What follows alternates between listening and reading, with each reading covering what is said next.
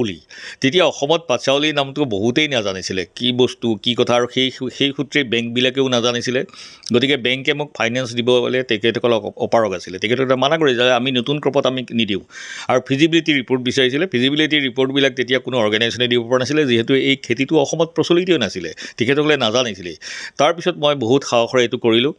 শেষত আফচাৰ হাজৰিকাৰ ছাৰৰ উদ্যোগত আমেৰিকাৰ পৰা এটা কোম্পানী আহিলে চিনাম ইনকৰ্পৰেশ্যন তেখেতসকলে আহি যেতিয়া মোক সাহ দিলেহি তেখেতসকলে কিনিম বুলি ক'লে যে আমি 20 মেট্ৰিক টন তেল বছৰি কিনিম সিমানখিনি দিব পৰা ক্ষমতা মোৰ নাছিলে তেতিয়া নেটফিৰ আমাৰ CMD আছিলে ডক্টৰ জয়ন্ত মাধৱ ছাৰ তেখেতেই গোটেই প্ৰজেক্টটো তেখেতসকলে হাতত লৈ পেলাই গোটেই উত্তৰ পূৰ্বাঞ্চলত কৰিম বুলি তেখেতসকলে দায়িত্ব লৈ মোক 4 লাখ টকা এটা উপহাৰ স্বৰূপে দিলে আৰু লগতে মোক ইণ্ডাষ্ট্ৰীৰ কাৰণে এইটো যিটো ইণ্ডাষ্ট্ৰী দেখিছে এই উদ্যোগটো নেটফিৰ দ্বাৰাই স্থাপন কৰা তেখেতসকলৰ ফাইনেন্সত আৰু তেতিয়াৰ পৰাই মই পাচাউলি কৰোঁ গোটেই অসম নৰ্থ ইষ্ট গোটেইখিনিতে এই পাচাউলিটো বিয়পি পৰে আৰু লগে লগে দেখিলোঁ কি যিহেতু মই এই মাৰ্কেটত চাকৰি বাদ দিয়া এই বিজনেছত নামি পৰিলোঁ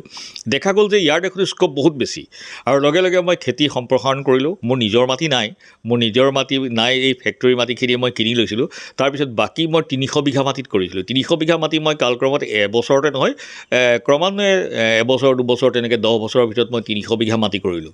চব ভাড়া লৈছোঁ বিভিন্ন অৰ্গেনাইজেশ্যনৰ মাটি কোনোবা ব্যক্তিগত কৃষকৰ মাটি সেইবিলাক মাটি ভাড়া কৰি পেলাই মই 300 বিঘা মাটিত খেতি কৰোঁ তাৰপিছতে অকল পাচাউলিয়েই নহয় যেতিয়া আমি এই ব্যৱসায়টোত নামি পৰিলোঁ দেখিলোঁ যে ভাৰতবৰ্ষৰ বিভিন্ন কোম্পানীবিলাকে আমাৰ পৰা তেল কিনিবলৈ বিচাৰে অকল পাচাউলি নহয় তেখেতসকলে বিচাৰে সুগন্ধ মন্ত্ৰী তেখেতসকলে বিচাৰে চিত্ৰনলা লেমন গ্ৰাছ কেতুৰী আমাৰ অসমৰ ৰাইজে জানে যে কেতুৰীৰ কোনো মূল্য নাই আচলতে ইণ্ডাষ্ট্ৰিয়েল ক্ষেত্ৰত এই কেতুৰীৰ মূল্যটো আছে কাৰণ ইয়াৰ পৰা যিটো তেল ওলায় এই তেলটো যিবিলাক আমাৰ herbal mosquito repellent herbal insect repellent এইবিলাক বিশেষকৈ DRL ডিফেন্স ৰিচাৰ্চ লেবৰেটৰী এই কামটো কৰে তেখেতসকলে আমাৰ যিবিলাক জোৱান আছে তেখেতসকলে এইবিলাক জংঘলত যেতিয়া যায় তেখেতসকলে এই অইনমেণ্টটো কেতুৰীৰ যিটো তেলৰ পৰা উৎপাদন হয় সেই উৎপাদনৰ পৰা যিবিলাক অইনমেণ্ট বনায় সেইবিলাক ঘঁহি পেলাই তেখেতসকলে জংঘলত যায় তেতিয়া মানে ইনচেক্টবিলাকে আক্ৰমণ নকৰে গতিকে এনেধৰণৰ আমাৰ মূল্যৱান সম্পদ আমাৰ অসমত বহুত আছে আৰু এই খেতিবিলাকত আমাৰ পৰম্পৰাগত যিবিলাক কৃষি তাতকৈ বহুত লাভ পোৱা যায় গতিকে এনেধৰণৰ আমাৰ যিবিলাক পতিত মাটি আছে আৰু যিসকল যুৱক যুৱতী এতিয়াও চাকৰি আশাত বহি থাকে তেখেতসকলে এনেকুৱা ধৰণৰ খেতি কৰি সময়বিলাক ভালদৰে মানে উপযুক্তভাৱে ব্যৱহাৰ কৰি তেখেতসকলে যে এনেকুৱা খেতি কৰিবলৈ লয় আৰু উদ্যোগবিলাকতো আছেই উদ্যোগবিলাকৰ কাৰণে চৰকাৰে বিভিন্ন ধৰণৰ আঁচনিৰ দ্বাৰা কৃষি উদ্যোগবিলাক গঢ়িবলৈ চেষ্টা কৰি আছে গতিকে এনেকুৱা ধৰণৰ খেতি লৈ পেলাই তেখেতসকলে যদি কৰ্মত আত্মসংস্থাপন লাভ কৰিবলৈ বিচাৰে এনেধৰণৰ এৰ'মেটিক্স এণ্ড মেডিচিনেল খেতিবিলাকৰ যিটো মানে চাহিদা সেইটো গোটেই ভাৰতবৰ্ষতে আছে আমাৰ যিবিলাক উৎপাদিত তেল আমি এতিয়া নিজে ইমান বছৰ ধৰি আজি ধৰক আমি 25-26 বছৰ ধৰি এইটো লাইনত কাম কৰি আছোঁ আৰু চাকৰিৰ লগত ধৰিলেতো মই এতিয়া 30 বছৰৰ ওপৰত এইটো লাইনত কাম কৰি আছোঁ গতিকে অভিজ্ঞতাপূৰ্ণভাৱে আমি ক'ব পাৰোঁ যে ইয়াৰ মাৰ্কেটখন বৃহৎ ডাঙৰ অকল ভাৰতবৰ্ষতে নহয় ভাৰতবৰ্ষৰ উপৰিও বিভিন্ন বাহিৰা যিবিলাক দেশ কাণ্ট্ৰি সেইবিলাকেও আমাৰ পৰা তেলটো কিনি লৈ যায় আমি তেলটো ডাইৰেক্টলি যিহেতু মোৰ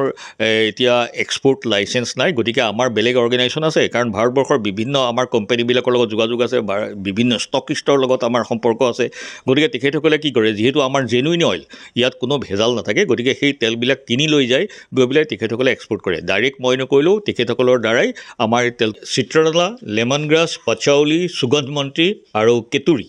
কেতুৰীটোৰ আচলতে আমাৰ এইটো কেতুৰী বুলি আমি অসমতহে কওঁ কিন্তু বাহিৰত এইটোৰ নাম হ'ল এই কুৰকুমা এৰ'মেটিকা এইটো ইংৰাজী নাম কুৰকুমা অইল বুলিয়ে কয় কিন্তু এইটো হালধিৰ নিচিনাই গতিকে এইটো আমাৰ বিভিন্ন ধৰণৰ সেইটো আমাৰ যিটো হাৰ্বেল মস্কিটো আৰু ইনচেক্ট ৰিপেলেণ্টৰ কামত লাগে গতিকে এইবিলাক কৰিব পাৰে গতিকে এই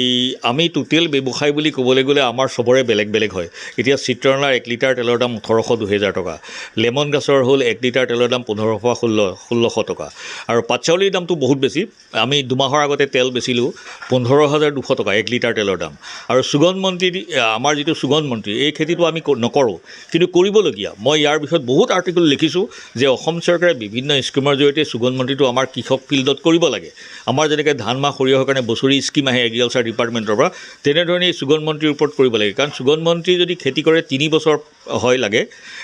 এবাৰ যদি আমি খেতিটো কৰোঁ তেনেহ'লে 3 বছৰৰ মূৰত প্ৰডাকশ্যন দিয়ে কিন্তু প্ৰডাকশ্যন বহুত বেছি দাম কাৰণ 1 কুইণ্টেল সুগন্ধ মন্ত্ৰী যিটো কচু পায় সেইটো আমাৰ ওচৰৰ ফৰেষ্টবিলাকতে পোৱা যায় সেইবিলাক মাইনৰ ফৰেষ্ট প্ৰডাক্ট বুলি কয় সেইবিলাক কিনি আনি বহুত কোম্পানীয়ে ইয়াৰ পৰা লৈ গৈ আছে এইবিলাক একচুৱেলি এক্সপ্লইটিং আমাৰ অসমত এতিয়া নৰ্থ ইষ্টত এইটো সুগন্ধ মন্ত্ৰী নোহোৱা হৈ গৈছে গতিকে আমি খেতি কৰাব লাগে